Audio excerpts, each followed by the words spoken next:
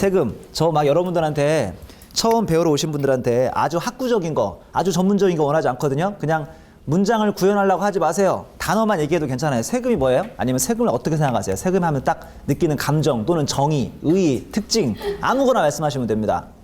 세금이란 다음 페이지 보시면 3페이지 벤자민 플랭클린이라는 분이 아주 재밌는 말을 했답니다. 이 사람이 여기 앞에 있는 빨간색 내용을 보시면 인간이 태어나면서 피할 수 없는 것은 바로 죽음과 세금이다라고 되어 있는데 왜 제가 굳이 이렇게 시간도 없는데 이런 두 슬라이드를 보여드리고 앞에서 막 세금이 뭐라고 생각하시냐고 여쭤보냐면요. 사람들은 보통 세금이라고 하면 너무 어렵게 생각하시거든요. 그냥 저는 세금이 뭐냐고 물어보면 내기 싫은 거라고 대답할 것 같아요. 제가 그러니까 감정도 괜찮다고 그랬잖아요. 가급적이면 절세를 하고 싶겠죠. 탈세가 아니라. 우리는 절세와 탈세의 틈바구니에서 언제나 유혹을 받곤 하는데 한마디로 세금이 뭔지 아셔야 절세를 하든지 탈세를 할 수 있을 거 아닙니까? 그래서 오늘 3시간 동안은 우리가 세금을 배웁니다. 근데 세금을 너무 어려워들 하시는데 제가 이 말씀부터 드리자면 우리나라에 여러분 같은 개인 사업자는 약 600만 명 정도라고 하고요. 그 다음에 일반 월급쟁이 있죠. 근로소득자들은 약 1,500만 명이라고 해요. 우리나라에서 월급쟁이들이 훨씬 더 많습니다. 너네 아빠 뭐 하냐? 그러면 회사 다녀요. 그러는 게 훨씬 더 일반적이잖아요. 우리 소위 월급쟁이들인 근로소득자가 더 세금을 많이 알아야 할까요? 우리 같은 사업소득자가 좀 더 세금을 많이 알아야 할까요? 누가 좀 더 세금을 많이 알아야죠? 예, 국민이면 다 많이 알아야 하는데요. 그 중에서 굳이 얘기하자면 사업소득자가 좀 더 세금을 많이 알아야죠. 왜냐하면 우리나라에서 근로소득자들의 세금 구조는 대단히 간단한 편이거든요. 자기가 매달 월급을 회사에서 받을 때마다 회사에서 알아서 일정 부분을 띄고 세후 금액만 주지 않습니까? 월급을. 우리 안 그래도 쥐꼬리 같은 월급이 더 쥐꼬리가 되잖아요. 이것저것 빼고 주니까. 그래서 1년 동안 소위 원천징수라는 걸 통해서 월급쟁이들은 조금씩 세금을 내고 있어요. 근데 그 조금씩 낸 세금은 가안으로 낸 세금이기 때문에 내년 몇 월 달에요? 내년 2월 달에 정확히 자신의 1년 동안의 의료비, 카드 사용료 등등을 국가에 신고하고 소위 연말정산이라는 걸 하기 때문에 우리 월급쟁이들은 세금에 대해서 많이 아실 필요가 없어요. 1월, 2월에 한 번만 고생하면 된다고 연말정산할 때.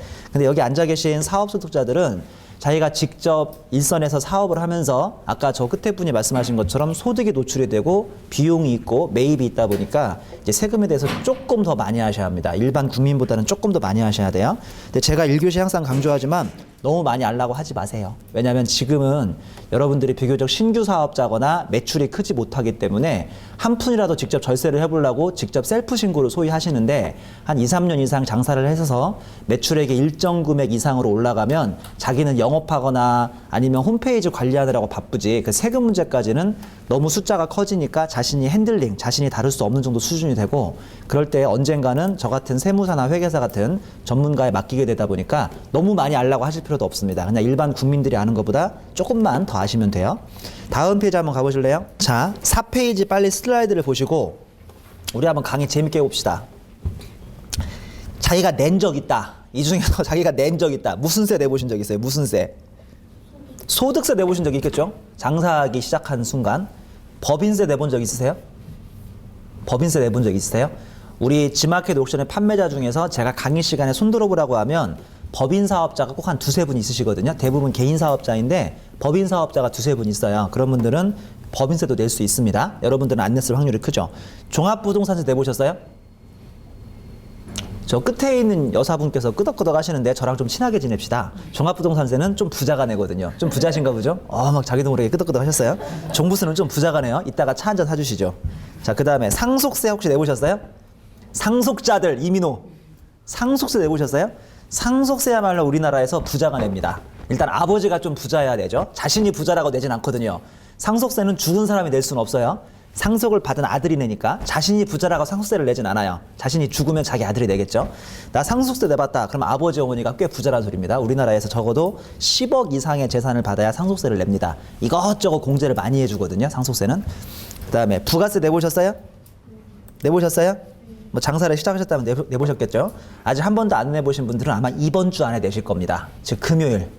부가세는 매년 1월 25일까지 내시는데 올해 1월 25일은 마침 또 토요일이어서 그럴 경우는 다음 주 월요일로 연장되거든요. 올해는 1월 27일까지 부가세를 냅니다. 그 다음에 또 내본 거 뭐 있어요? 그 밑에. 요 밑에서 내본 거 뭐 있어요? 예. 지금부터 개별소비세, 주세, 인지세, 증권거래세, 교육세, 교통에너지, 환경세, 농어촌 특별세는 여러분들이 직접 낸 적은 없습니다. 근데 여러분들의 소비물품에 들어가 있죠. 무슨 말씀인지 아시겠죠? 뭐 이런 걸 간접세라고 한대요. 간접세. 간접세. 내가 직접 돈은 안 내도 나의 소비물품에 들어가 있는 걸 간접세라고 한대요. 갑자기 1교시 시작하자마자 강의 분위기가 확 가라앉죠? 도대체 이게 무슨 말이야? 예, 여러분 아실 필요 없고요. 여기서 빨간색만 아시면 돼요. 빨간색만. 여기 빨간색만. 소득세, 법인세, 부가가치세 이 빨간색만 아시면 돼요. 자, 내가 개인 사업자다 그러면 소득세, 부가세만 아시면 되고요.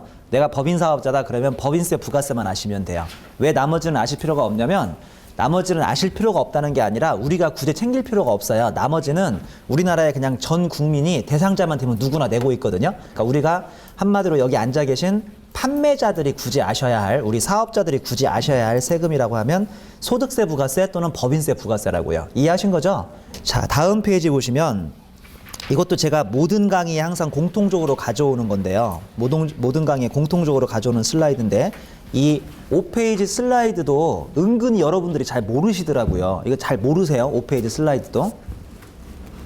두려움을 갖지 마시고요. 네? 혹시 집에서 전기세, 수도세, 가스세 이런 거 내십니까?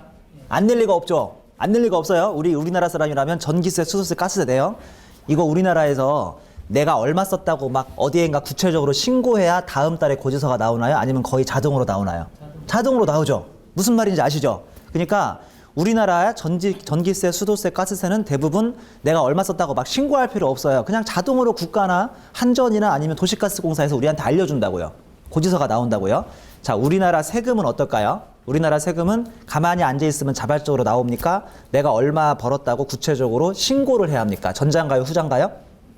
후자죠. 뜻밖의. 그게 이거 있죠. 이거 여기 보시면 양가로 1번 신고납부제도하고 부가가세제도라는 게 있는데 세법을 처음 공부하시는 분들은 여기서부터 벌써 멘붕이 오기 시작하죠. 그냥 가만히 앉아있으면 전기세, 수도세, 가스세처럼 고지서가 날아오는 줄 알아요? 처음 장사를 시작하면 전혀 아닌 거 아시죠?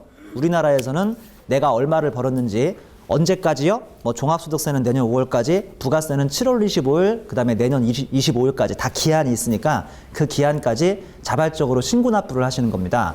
여러분들이 월급쟁이의 그 지위에 있을 때에 비해서 사업을 하시는 순간 이게 가장 큰 차이가 나죠. 월급쟁이들은 그냥 가만히 앉아있으면 된다니까요. 누가 대신에 세금을 조금씩 띄어간다고요? 회사가 띄어간다니까요. 회사가 띄어갔는데 그 띄어간 금액이 정확한지 너무 적은지 많은지 알 수가 없으니까 내년 몇 월 달에 한 번만 고생하면 된다고요? 내년 2월 달에 소위 연말정산이라는 것을 통해서 한 번만 고생하면 되는데 우리 월급쟁이들이 아닌 일반 사업자들은 그게 아닙니다. 자, 제가 지금부터 그러면 신고납부제도만 설명하겠습니까? 부가가세제도만 설명하겠습니까? 지금 뭘 설명할 것 같아요? 뭐죠? 신고납부제도를 아셔야 한다고요? 자, 필기 한번 해보실래요? 일부러 이렇게 비워놨어요. 필기하시라고. 신고납부제도는 국가가 세금을 확정합니까? 아니요. 필기하지 마세요. 아직. 사업자가 세금을 확정합니까? 그쵸. 이거 뜻밖의 우리가 확정을 해요. 여기다가 사업자다라고 쓰면 돼요. 사업자. 뜻밖의 사업자가 확정을 하죠. 사업자가 세금을 신고 및 납부하는 제도. 내가 직접 합니다. 내가 직접 세금을 신고 및 납부하는 제도입니다. 자, 대표적인 사례에는 뭐가 있을까요? 대표적인 사례에 뭐가 있어요? 다 있다고 생각하면 돼요. 우리나라 세금이 다예요. 다 뜻밖의. 대표적인 거 불러드려요? 아까 한 번 손 들으셨던, 한 분 들었던 법인세, 손을 안 들었던 모두 다인 소득세, 그 다음에 손을 들었든 안 들었든 1년에 2번 또는 4번 내셔야 하는 부가가치세. 이게 다 그냥 우리나라에서 신고납부제도입니다. 자, 누가 세금을 신고 및 납부하죠? 사업자, 우리가 직접 확정을 해요. 세금을. 되게 신기한 제도죠. 지금 머릿속으로 음흉한 생각하고 있는 거 저 다 알거든요. 그래? 그래? 그러면 내가 매출이 1억이고 매입, 즉 원가가 5천만 원이고 그거 말고 이것저것 밥 사 먹고 경비 월세 내고 밥 사 먹고 이게 1,000만 원이어서 남은 이익이 소위 4천만 원이면 이걸 누가 확정한다고요? 국가가 확정해요? 우리가 확정해요? 우리가 확정한대요. 그래? 그러면 이렇게 하면 안 될까? 내가 실수인 척 아니면 일부러 이거를 매출을 동그라미 하나를 이렇게 앞에다 붙이는 거죠. 이렇게 0.1억. 이거 오타가 났어요. 그러면 되니까. 이렇게 하면 내년 5월달, 이제 해가 바뀌어서 올해지만 올해 5월달에 국세청에 자발적으로 신고 납부하면 홈페이지에 딱 1,000만 원을 딱 입력하는 순간 입력이 될까요? 안 될까요? 돼요? 안 돼요? 돼요? 됩니다. 내가 그러니까 1억을 벌었음에도 불구하고 1,000만 원 번 것처럼 국세청에다가 축소 신고를 한다고요. 그러면 입력이 돼요? 안 돼요? 되죠. 왜 안 돼요? 당연히 돼요. 그러면 4천만 원의 이익일 뻔한 사람이 오히려 5천만 원의 마이너스가 나거든요. 그러면 세금을 내요? 안 내요? 안 내죠. 이게 신고 납부의 위험이죠. 정말 좋죠. 세금을 마음대로 내가 고무줄로 축소하거나 아니면 늘릴 수가 있죠. 지금 표정들이 저를 못 믿으시는 표정이죠. 진짜인데 어떡하죠? 진짜 그래요. 그러면 실제로 이렇게 자신의 매출이나 자신의 소득을 축소 신고하는 경우가 많을까요? 적을까요? 대단히 많죠. 특히 개인 사업자는. 지금 기둥 앞에 앉아 계신 우리 기둥서방 사장님께서는 슬슬 웃으면서 마치 본인이 하신 것처럼 웃으면서 많이 하고 있어요. 막 그러고 있죠. 많이 해보셨나 봐요? 대답은 하실 필요 없습니다. 우리나라 개인 사업자 600만 명의 많은 경우에는 이렇게 축소 신고를 하고 있습니다. 왜 그렇죠? 이게 신고 납부의 묘미라니까요. 신고 납부. 내가 자발적으로 확정을 한다고요. 국세청은 그런데 우리가 이렇게 거짓말을 하는 것을 사후적으로 충분히 검증할 권리가 있겠죠. 그런 제도가 우리나라에 있죠. 그걸 소위 무슨 조사라고 하죠? 세무조사라고 하잖아요. 그러니까 우리가 자발적으로 세금을 신고 납부하면 나중에 국가에서 얘가 잘했나 잘못했나 사후적으로 이거를 세무조사를 통해서 검증을 합니다. 자, 이해하시는 거죠? 무슨 말씀인지? 우리나라에서 아까 제가 개인 사업자가 몇만 명이라고요? 600만 명쯤. 우리나라에서 매년 세무조사에 사후적으로 걸리는 사람은 600만 명 중에 몇 %일까요? 몇 %요? 50%? 1%요?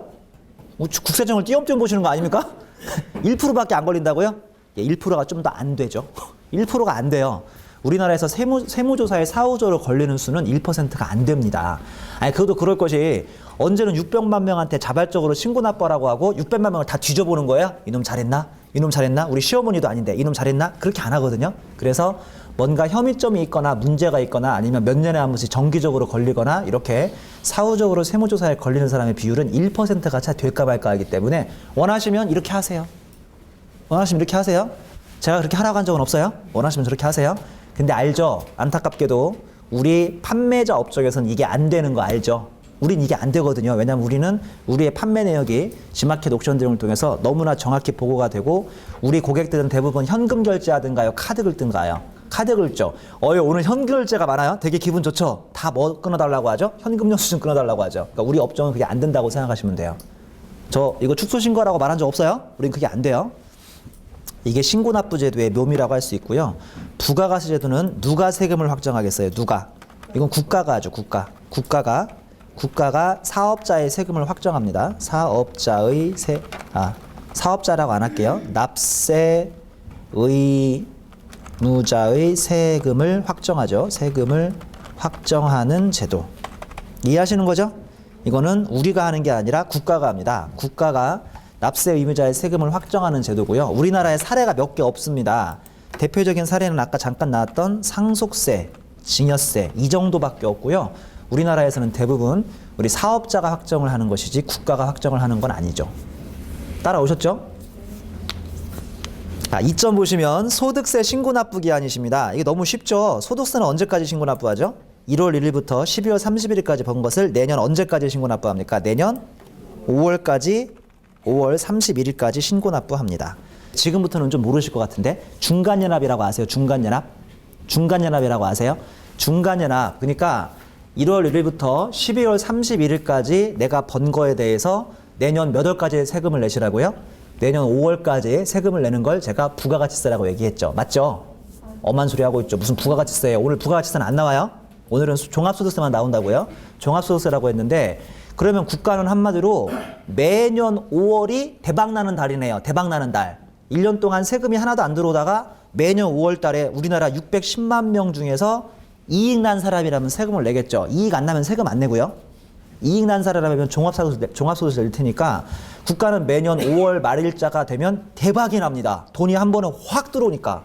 무슨 말인지 알죠? 그 반대말은 뭐죠? 1년 내내 쪽박이 난다는 소리죠. 무슨 말인지 이해되세요? 종합소득세를 1년에 한 번 내는 거. 종합소득세를 1년에 한 번 내는데 대부분 우리네 사업자들은 별로 부지런하지 않으니까 5월 초순부터 꾸준히 내주는 것도 아니고 5월 20 며칠부터 폭주를 하기 시작합니다. 그러니까 국가는 5월 말에만 갑자기 소득세가 확 들어오니까 1년 동안 재정을 꾸리거나 살림을 하기에는 좀 부족할 수가 있죠. 그래서 우리를 귀찮게 하죠. 어떻게 하죠?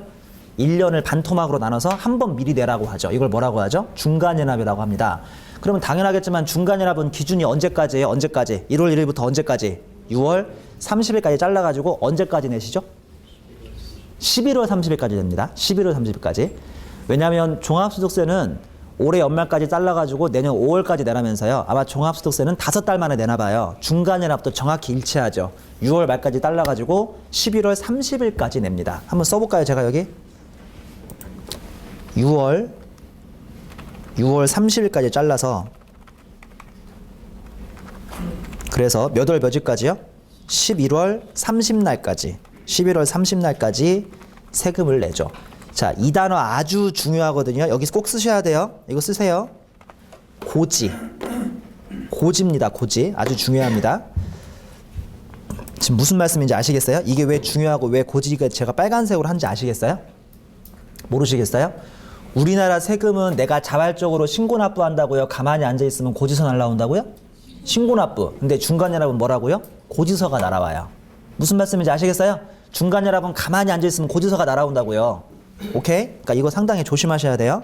중간연합은 고지서 날아옵니다. 중간연합은 내가 굳이 얼마를 벌었다고 신고납부할 필요 없이 고지서가 날아옵니다. 그냥 그거 내면 됩니다. 그대로. 선생님 왠지 오늘 강의가 신빙성이 없어요. 지금 다 거짓말 하시는 것 같은데 저 그러면 11월 30일에 그러니까 지금 1월이니까 2달 전에 고지서를 받았어야 하는데 저는 이 중간연합이라는 걸 해본 적이 없습니다. 해본 적 없죠. 지금 가운데 분 끄덕끄덕 하잖아요. 해본 적 없다고. 왜 해본 적이 없죠? 왜 해본 적이 없으니까요? 여러분이 좀 불쌍하고 가난한 걸 아는 거죠. 그래서 야, 이 사람한테는 받아가지 말자. 그냥 뭐 11월에 받아가냐 내년에 한 번에 받아가지. 그래서 우리를 지금 띄엄띄엄 본 거죠. 국가가. 그래서 여러분이 불쌍해 보여가지고 중간연합을 안 가져간 거라고요. 모르셨죠? 가 아니라 신규 사업자니까요. 신규 사업자는 그 해에 중간연합을 안 하거든요. 무슨 말씀인지 아시겠어요? 신규 사업자 한마디로 여기 앉아 계신 분 중에서 많은 경우는 2013년 신규 사업자였다고요. 신규 사업자면 중간연합 고지서가 안 날라와요. 왜 안 날라오는지 아세요? 중간연합은 내가 신고납부한다고요? 고지서가 날아온다고요? 고지서가 날아와요. 국가가 어떻게 알고요? 내가 얼마 벌었는지, 내가 6개월 동안 얼마 벌었는지 어떻게 알고 고지서가 날아오죠? 어떻게 알고? 중간연합 고지서는 어떻게 날아오게요? 작년 신고 금액의 절반이 날아와요. 무슨 말씀인지 아시겠어요? 자, 쉽게 얘기해서 2013년 11월에 중간연합 고지서를 받으신 분은 적어도 언제부터 장사를 시작하신 거죠? 2012년이나 그 전부터 시작을 한 거라고요. 이해하신 거예요? 2012년에 대한 종합소득세를 언제 냈을까요? 2013년 5월에 확정신고했겠죠. 따라오신 거죠.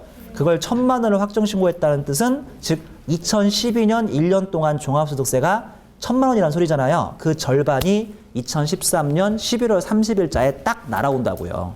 이해하신 거예요? 그러니까 2013년 신규 사업자는 받을 리가 없죠. 2012년에 세금을 신고한 적이 없으니까. 제가 이 말을 굳이 왜 하는지 아십니까? 꼭 올해 11월 달에 저한테 메일 오거든요. 올해 11월 달에 메일이 와요. 선생님, 중간연합이라고 뭔 고지서 나오는데 이게 뭡니까? 난 처음 받아보는데요? 당연히 처음 받아보겠죠. 여러분 대부분은 2013년에 신규 사업자니까 2013년에는 받아본 적이 없다고요.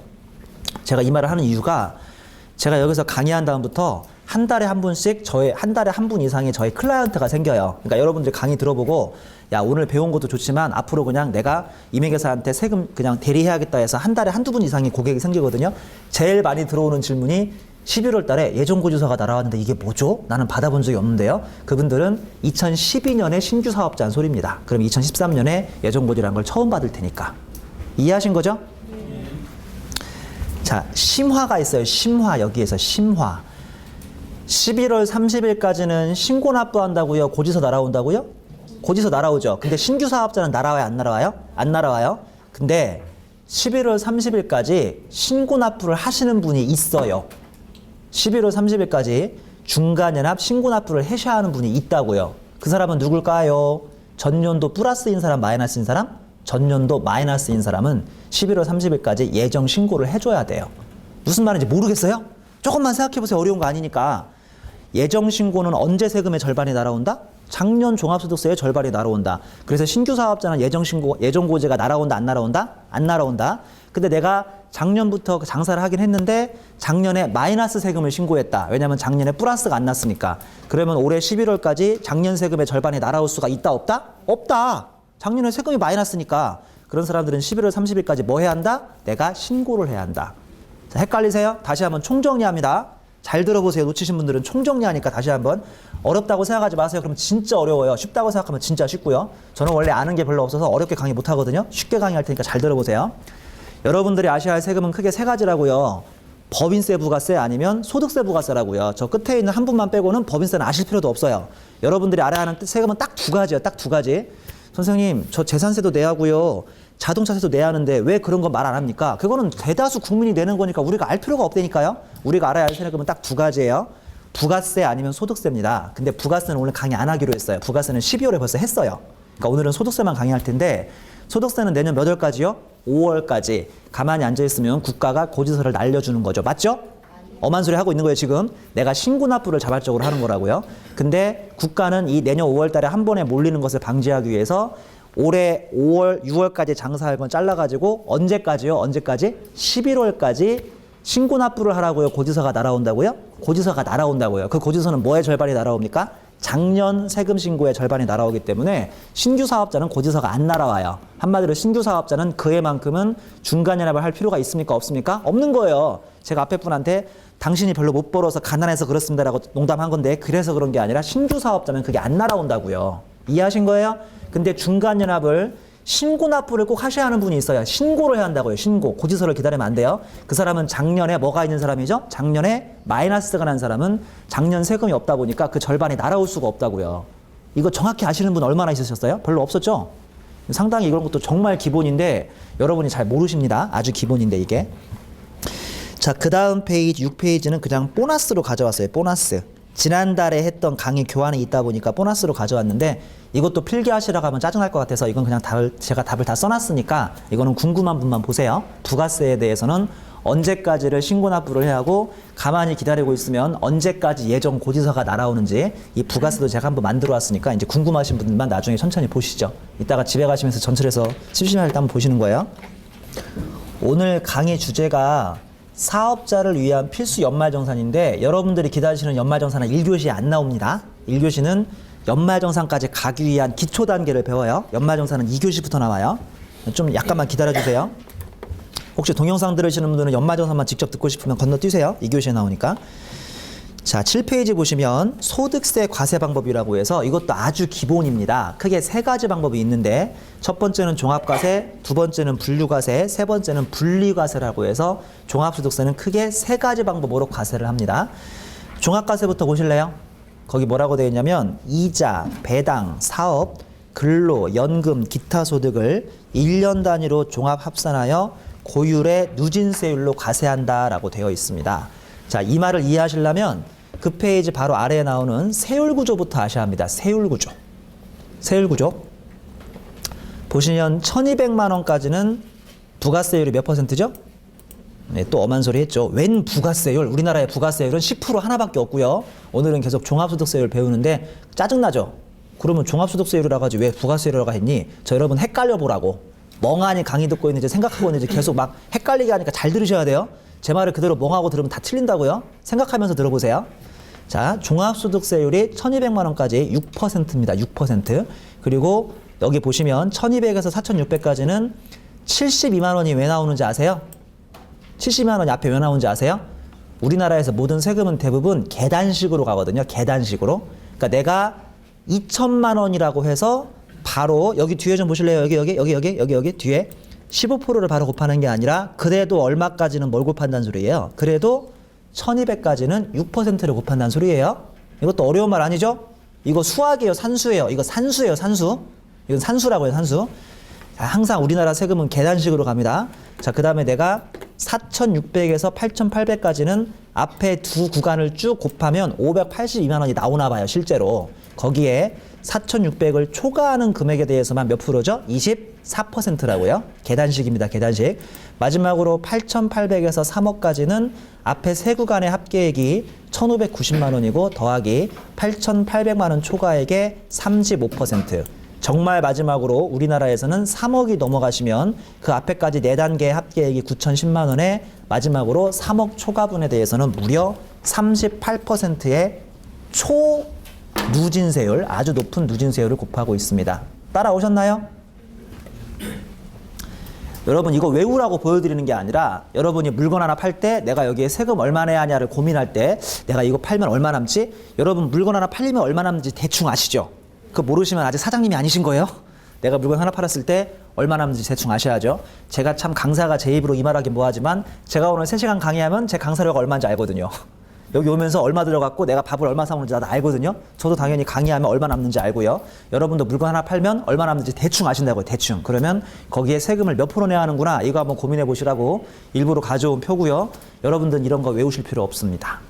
자, 이제 오실 분들 다 왔으니까 아까 시작하자마자 얘기한 것처럼 여러분들은 지금 대부분 신규 사업자고 한번 회계사 세무사한테 드려야 하는 매달 기장료나 이런 걸 좀 절세해보고 내가 직접 셀프 신고해보겠다고 앉아 계시는데 나중에 몇 년 정도만 지나시면 아니면 몇 년이 안 지나고 이미 지금 앉아 계신 분들 그런 분들이 있을 텐데 언젠가는 장사가 꽤 많이 나오거나 매출액이 커지시면 회계사 세무사한테 맡기게 돼 있습니다. 그러니까 지금은 가장 기본적인 것만 흐름만 아시면 돼요. 흐름만 아시면 돼요.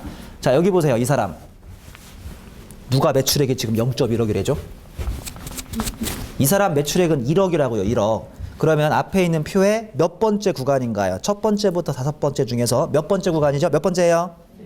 예, 다 낚이셨죠? 감사합니다. 제가 언제 매출액으로 하라고 그랬어요? 여기 보세요. 여기 보세요. 과세표준. 매출액에 하는 거 아니에요. 다 지금 낚이신 거예요. 다 지금 엄한 소리 하신 거죠. 자, 이 사람의 이익은 얼마죠? 4천만 원이에요. 4천만 원. 그러니까 굳이 얘기하자면 몇 번째 구간인 거죠? 2번째 구간인 거죠. 이해하시는 거죠? 제가 분명히 여기 아까 왔다 갔다 하면서 여러분이 물건 하나 팔면 매출이 얼마인지를 기억하라고 했어요. 얼마가 남는지를 기억하라고 그랬어요.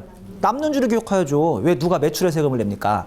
매출에 내는 세금은 부가가치세입니다. 오늘은 부가세는 전혀 강의하지 않는다고 그랬어요. 여러분들은 오늘 종합소득세를 배우러 오셨습니다. 제발 강의가 어려우시면 야 오늘에서 딱 배울 건 딱 한 가지거든요. 내가 낼 세금은 2가지 있다. 종합소득세하고 부가세 있다. 이거라도 오늘 배우고 가세요. 이거라도 정확히 구분하고 가시면 그래도 오늘 강의에서 50%는 얻어가시는 거예요. 제발 헷갈리지 마세요. 저는 오늘 지금 종합소득세만 얘기하고 있습니다. 자, 이거 굳이 필기하실 필요는 없어요. 원하시는 분 필기하면 말리진 않겠는데 굳이 하실 필요는 없어요. 우리나라 소득세 종류에는 뭐가 있어요? 종합과세에 뭐라고 써 있어요? 종합과세에 뭐라고 써 있어요? 이자. 지금 강의 한 분 듣고 계시는군요. 이자. 그 다음에 또 뭐 있나요? 배당. 또 사업. 그 다음에 근로. 그 다음에 연금. 그 다음에 기타. 그 아랫줄 분류과세는 뭐 있다고 돼 있어요? 퇴직. 그 다음에 양도. 이렇게 우리나라에서는 종합소득세는 8가지밖에 없습니다. 이거를 소위 뭐라고 하냐면 열거주의라고도 해요. 열거주의. 우리나라 소득세는 여기에 열거되지 않았으면 과세하지 않아요. 무슨 말씀이냐? 나 지금 학생인데요. 나 직장생활 하지 않고 바로 G마켓 옥션에서 한번 판매자 해보려고 여기 와 있습니다. 여러분이 만약에 지금 학생이라면 소득이 있어요? 없어요? 땡! 소득이 없는 사람은 거의 없거든요. 우리 애가 5살, 6살, 3살이네. 새해가 됐으니까. 우리 애가 6살, 3살인데 걔네들도 소득은 있어요. 가끔씩 이렇게 세배도 같지도 않은 세배를 한다고 애가 다 엎어지면 할아버지 할머니가 한 10,000원 주거든요. 뭔 소리인지 아세요? 소득이 없는 사람은 없어요. 막 태어난 갓난애기 아니면 오늘 내일 하시는 곧 할아버지들 그런 분들 빼고는 소득이 다 있어요. 우리나라에서. 우리나라의 국세청의 입장은 소득이 있으면 무조건 세율을 때립니다. 예를 들어 볼까요? 우리 애가 3살짜리가 지금 애가 말이 3살이지 2012년 11월생이라서 아직 잘 걷지도 못하거든요. 14개월밖에 안 돼가지고 얘가 다음 달 아니 이번 달 말일날 시골에 내려가가지고 설날이 돼가지고 애가 갑자기 세배한다고 이렇게 쓰러진 거예요. 그냥 애들은 세배 못해요. 쓰러졌어요 그냥. 그럼 할아버지 할머니는 그냥 너무 귀여우니까 아이고 내 새끼 하면서 이렇게 한 5만 원 준다고요. 그러면 세금 몇 프로 내야죠? 6%. 최저세율 6%. 왜냐면 애가 이렇게 쓰러지는데 매출액만 나왔지 비용이 없거든요. 그렇잖아. 애가 쓰러지는데 뭔 비용이 있어요? 그러니까 애가 과표가 얼마인 거예요? 5만 원. 거기에 몇 퍼센트요? 6%. 그러면 3,000원. 아니죠. 왜냐하면 열거주의이기 때문에 열거가 안 된 것은 세금을 안 내요. 우리나라에서. 아까 손들었던 한 분의 저 자매님 있으시죠? 그분은 법인세는 안 그래요. 법인세는 어떤 이유든 돈 벌었으면 무조건 내는데 종합소득세는 열거된 것만 세금을 낸다고요. 자, 여기 보세요. 용돈이 있습니까? 없습니까? 용돈. 용돈 세뱃돈 있어요? 없어요? 없죠. 입에 삭은 연기 퇴항이라고 안 돼 있지. 입에 삭은 연기 퇴항용이라고 안 돼 있거든요. 국세청이 갑자기 올해부터 세수가 부족하다고 우리는 올해부터 소득세 범위를 넓히겠다라고 해서 법전에 세법전에 딱 한 줄만 집어넣어요. 입에 삭은 연기 퇴항용이라고 해서 제일 끝에 양도 밑에 용돈 소득을 집어넣으면 우리나라 국세청과 모든 국민들의 생활은 마비가 되겠죠. 용돈 받아도 다 세금 내야 하니까. 자, 무슨 말씀인지 아시겠죠? 우리나라 소득세는요, 저기 아까 손 들으셨던 분 빼고 법인세 빼시고 소득세는 다 열거주의라고 해서 열거된 것만 과세가 돼요. 선생님, 우리 아버지가 좀 터프합니다. 용돈을 3억씩 줘요, 3억씩. 무슨 세금을 내죠? 증여세를 내죠. 증여세. 우리는 아실 필요 없다니까요. 그거는 일반 대다수나 누구나 내시는 거니까. 그럴 땐 증여세를 내요. 소득세 안 낸다고요. 소득세는 입에 삭은 연기 퇴항만 돼요. 이해하신 거예요? 여러분들 지금 왜 왔어요? 뭐 들으시려고 이 중에서? 아이고, 빨간색이 없네. 여러분들 이 중에서 뭐 들으시려고 오신 거예요? 여러분 뭐 들으시려고 오신 거예요? 이것 들으시려고 온 거예요. 사업소득에 대한 종합소득세. 이해하신 거죠? 자, 이분의 사업소득에 대한 여기요. 사업소득에 대한 이익이 얼마 나왔죠? 4천만 원 나왔죠? 4천만 원.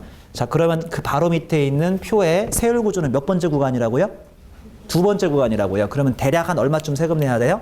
15%니까 대략 한 600만 원 세금을 내요. 아, 이렇게 하는 거 아니에요? 물론 구간별로 1200까지는 72만 원 내고 1200을 초과하는 금액인 2800만 원에 대해서만 15%를 곱합니다. 따라오신 거죠? 근데 귀찮으니까 저는 그냥 다 4천만 원 전체에 대해서 15%약 600만 원 세금을 내년 몇 월까지 내시라고요? 내년 5월까지. 국가가 알려준다고요? 내가 신고 납부하는 거라고요? 내가 자발적으로 신고 납부하는 거라고요. 아시겠지만 신고 납부는 두 단어의 합성어예요. 신고 납부는 두 단어의 합성어라고. 두 단어. 신고도 하고 납부도 하라고요. 이해하신 거죠? 자, 지금부터 사단이 발생합니다. 이 사람이 알고 보니까 월급쟁인 거예요. 지마켓 옥션에서 판매자만 한 게 아니라 회사를 번지르 다니면서 회사에서 계속 내 홈페이지를 관리했던 거죠. 이 가능할까요? 불가능할까요? 제 지금 거래처 업체도 그런 분 몇 분 있는데 말하긴 뭐하지만 저 어디 일산에서 지금 장사 그 월급쟁이 하시면서 이걸 하시는 분이 있거든요. 그래서 1년 동안 자신의 월급이 근로소득을 통해서 한 3천만 원쯤 헷갈리니까 1,000만 원 할게요. 1,000만 원. 1,000만 원쯤 나왔다고 칠게요. 1,000만 원. 1,000만 원. 자, 빨리 눈치 빠르신 분들 가운데 표 다시 한번 가보세요. 근로소득 1,000만 원이니까 몇 번째 구간인가요? 첫 번째 구간 몇 프로죠? 6%. 6%. 두 번째 구간, 여기 사업소득은 두 번째 구간이니까 몇 프로죠? 15%. 자, 이렇게 세금을 냅니까? 우리나라 종합소득세 이렇게 냅니까?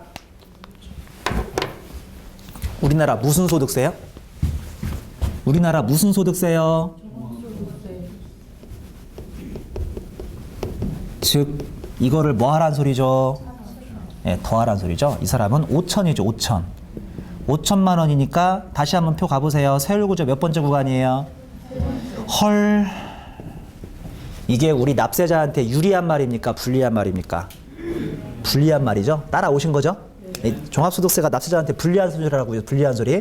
한마디로 쉽게 얘기해서 무조건 명의를 분산하세요. 그게 탈법만 아니라면. 탈법만 아니라면 무조건 명의는 분산하는 게 나아요. 탈법만 아니라면. 얼마 전에 매우 재밌는 질문이 들어왔어요. 선생님, 저는 지금 이미 판매자로서 지금 장사를 한 1년 했는데요. 우리 사촌, 뭐 와이프도 아니고 형도 아니고 누나도 아니고 사촌, 애매한 사이. 사촌이 저의 모델을 보고 자기도 한번 해보겠다고 지마켓 옥션에서 판매자를 하고 싶다는데 자기가 경험도 없고 노하우도 없고 처음이라 너무 이렇게 좀 불안불안하다고 제 거래처, 아니 그러니까 제 홈페이지에서 거기다 상품만 하나 더 등록시키고 거기서 같이 하자고 합니다. 해야 돼요? 거부해야 돼요? 거부해야죠. 왜냐하면 하면 할수록 우리는 그 친구 매출에 가고 내 매출이 내 사업자 등록번호 하나로 다 통합이 될 거고 그러면 사업자 등록번호 하나로 모든 매출액이 통합되면 그만큼 이익도 올라갈 거고 그러면 초고 누진세율이 되기 때문에 당연히 모든 거 분산해야죠. 심지어 내가 지금 사업을 나 혼자 하더라도 내 걸로 하나 내고 오히려 동생 거나 언니 거나 아니면 와이프 걸로 2개를 내서 신고를 2번 하는 게 낫지. 근데 오히려 내가 지금 장사를 하나 하고 있는데 다른 사람이 와서 내 거에다 다 합치자고 하면 안 한다고 해야죠. 아니면 한 다음에 나중에 세금 문제를 정확히 이렇게 안분하셔야 하는데 그런 일이 쉬운 일이 아니니까 가급적이면 명의는 당연히 분산시키는 게 낫습니다. 또 예를 들어 볼까요? 내가 지마켓 옵션을 통해서 꽤 돈을 번 거예요.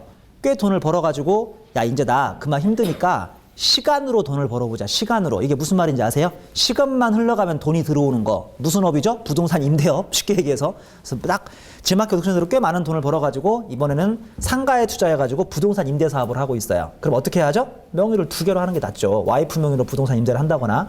이건 세금 상식이죠. 그 이유가 뭐죠? 종합소득세이기 때문입니다. 종합소득세. 이해하시는 거죠? 그럼 이제 앞으로 이자도 함부로 받지 마세요. 여러분 다 은행 통장에서 이자 나오죠. 이자를 함부로 받아버리면 받아버릴수록 고누진세율로 과세가 되니까 앞으로 꽤 부자들은 이자를 자기 통장으로 개설하지 마세요. 그러면 자기 명의로 모든 게 고율의 누진세율로 과세되니까 그런 분들은 저한테 연락하시면 제 이름으로 통장을 내드리겠습니다. 라고 농담할 줄 알았죠? 너무 걱정하지 맙시다. 상식 있는 분들은 이미 아시는데 이자와 배당소득은 연간 얼마가 안 넘으면요? 연간 얼마가 안 넘으면? 연간 얼마요? 상식들이 별로 없으시군요. 연간 얼마요? 너무 먼 얘기인가요? 나랑 관계없나요? 연간 2천만 원 이하라면 얘는 별도로 분리과세가 되거든요. 별도 분리과세. 별도로 분리과세가 돼요. 이자와 배당소득이 연간 2천만 원이 안 되면 이거는 별도로 분리과세가 된다고요. 쉽게 얘기해서 여러분들이 은행 통장에서 보면 가끔씩 이자 찍히잖아요. 그 이자 찍힐 때 소위 원천징수로 모든 세금 문제가 끝나버리는 거지. 그걸 가지고 내년 5월 달에 야, 너 지난 1년 동안에 이자 얼마 받았냐? 궁금해요? 얼마 받았냐? 알고 싶으세요? 얼마 받았냐? 16원이요. 27원이요. 우리 이자 27원, 16원 들어오잖아요. 그걸 합산해요? 내년 5월 달에? 무슨 말도 안 되는 소리 하지 마세요. 그런 걸 뭐라고 부르죠? 분리과세라고 부릅니다. 그 다음 칸. 표의 그 다음 칸. 분리과세 보이세요? 이거를 분리과세라고 하죠. 그런 거 너무 고민하지 마세요. 분리과세 되니까. 이해하시는 거죠? 이자나 배당 같은 것은 2천만 원이 넘어가지 않으면 그 사람은 분리과세 됩니다. 죄송하지만 우리네 대부분 평범한 인생과는 아주 무관한 소리죠. 갑자기 표정들이 안 좋아지시는 분이 몇 분 있네요. 꽤 부자이신가 보죠? 연락 주세요. 친하게 지냅시다. 금융소득이라고 소위 얘기하는데 이자나 배당은 연간 2천만 원이 안 넘어가시면 고민하지 맙시다. 이해하신 거예요? 야, 이거 너무 강의가 길잖아요. 쉴 때가 됐는데. 그러면 좀 마무리 한번 해볼까요? 퇴직하고 양도소득도 굳이 아실 필요가 없어요. 그게 두 번째에 나오는 분류과세거든요. 분류과세. 분류과세예요. 자, 잘 들어보세요. 잘 들어보세요. 내가 매년 지마켓 옥션 해봐야 남는 이익이 1,000만 원인 거예요. 1,000만 원. 그러면 몇 번째 구간이었겠어요? 꾸준히 몇 번째 구간이었겠습니까? 첫 번째 구간이었겠죠? 남는 이익이 과표가 1,000만 원이면. 근데 올해 땅을 하나 팔았는데요. 이 땅이 예전에 3억에 샀던 땅인데 이번에 7억에 팔았어요. 7억. 2배가 넘게 뛰어버린 거예요. 그러면 양도소득 때문에 과세 표준이 얼마가 남죠? 한 4억 돈이 남는다고요. 4억 돈. 이해하신 거죠? 그 4억 돈은 몇 번째 구간이죠? 마지막 구간이죠. 자, 이제 몇 분은 대답을 안 하시죠? 해봐야 틀리니까. 걱정하지 마시고요. 하면서 틀리세요. 그래야 배우니까. 우리 지금 여기 두 자매님만 열심히 대답하고 있잖아요. 이 남자분 대답하다가 안 하시잖아요. 이제 대답을 좀 하세요. 그래야 틀려야 배워가시니까. 틀려야 배워가요. 틀려야. 다시 한번. 나는 매년 지마켓 옥션으로 과세 표준은 1,000만 원이었다고요. 그러면 최저세율인 6%였어요. 근데 이번에 땅을 하나 팔았는데 3억에 사온 걸 7억에 거의 2배 이상을 팔았더니 그러면 이익 또는 과세 표준이 대략 4억이 나와버린다고요. 이건 보나마나 몇 번째 구간이죠? 5번째 구간 최고세율이라고요. 최고세율. 자, 이 4억을 내가 매년 벌었던 1,000만 원하고 종합과세로 합해버리면 죄 없는 누구까지도 몇 프로죠? 죄 없는 누구까지도? 죄 없는 사업소득까지도 몇 프로죠? 최고세율인 38%라고요. 지금 따라오신 거예요? 어렵다고 생각하면 이해 안 돼요. 쉽다고 생각하면 진짜 쉽다니까요. 이게 한글이니까 제가 영어로 하는 게 아니잖아요. 그러면 이렇게 퇴직이나 양도소득은 매년 발생합니까? 아니면 몇 년에 한 번 땅 팔 때 발생합니까? 후자라고요. 후자. 퇴직을 매년 해요? 퇴직을 10년, 20년에 한 번 한다고요. 그러면 이렇게 크다고요. 돈이. 그거는 저 6가지랑 종합과세를 하면 되겠어요? 안 되겠어요? 안 돼요. 그러면 기존에 조금 내던 세금이 그 해에만 너무 많이 나온다고요. 이걸 뭐라고 부르죠? 불류과세라고 합니다. 불류과세. 퇴직하고 양도소득은 분류과세예요. 무슨 말인지 아시겠어요? 선생님, 저 오늘 지마켓 옥션 했는데 올해 땅을 하나 팔아가지고 꽤 많이 남았어요. 그럼 내년 5월 달에 종합소득세 많이 내겠네요. 예, 많이 내죠. 그건 뭐 때문에 많이 내는 거죠? 그냥 땅 판 것 때문에 많이 내는 거지. 그게 나의 사업소득까지 합산해서 나의 사업소득마저도 최고 세율로 올려주진 않습니다. 너무 걱정하지 마세요. 이해하신 거죠? 이거를 퇴직소득, 양도소득이라고 하는데 우리나라에서 이런 건 분류과세가 됩니다. 자, 정리하자면 개인소득세는 크게 8가지가 있어요. 2배사급 연기퇴항이라고요. 용이 없다고요. 용돈 같은 건 과세 안 돼요. 너무 걱정하지 마세요. 근데 6가지 2배사급 연기는 소위 종합과세라고 돼서 저거는 6개가 많으면 많을수록 내년 5월 달에 꽤 높은 누진세율로 과세될 확률이 커요. 그러니까 가급적이면 탈법만 아니라면 명의는 분산해서 관리하는 게 낫다고요. 근데 내가 이자나 배당소득이 매년 16원, 27원, 35원이 들어오고 있는데 이거를 내년 5월 달에 종합소득 합니까? 안 합니까? 그럼 말도 안 되는 소리라고요. 그냥 이자 들어올 때마다 알아서 은행에서 띄고 준다고요. 이걸 분류과세라고 하죠. 맞죠? 분리라고 한다고요. 분리. 이게 분류랑 분리가 헷갈려요.